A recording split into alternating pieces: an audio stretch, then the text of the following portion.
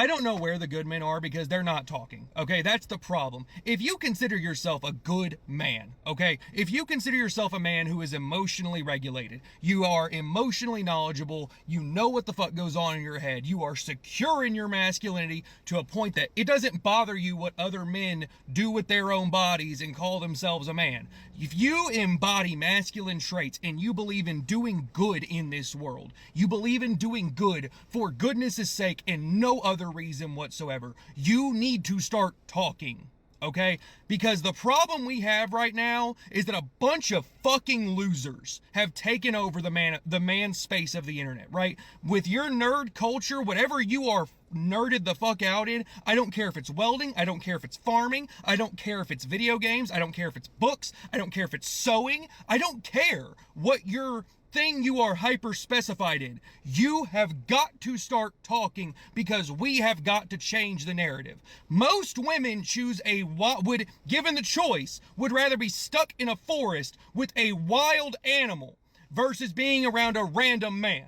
Do you understand how horrifying that is? And if you're a good man, you understand what I'm saying. You are one of those types that when women say, I hate men, you get it. Because I also hate men today. Okay, I fucking hate the absolute cowards and spineless, moralless men that have gotten on every single podcast to try and say their hit piece on women or their hit piece on minority communities. I'm tired of it. The entire world is suffering from a fucking loser epidemic. Okay? Bring out your whimsy. Bring out your fun. Bring out the good light that you shine upon others. Because when you are a good and secure man, the things that you can do in the name of good in our current society are immeasurable. And it just goes to show just how god awful the men in power are. The men who are the big movers, the money makers, these types that for some reason men idolize despite them having a history of being a terrible human being.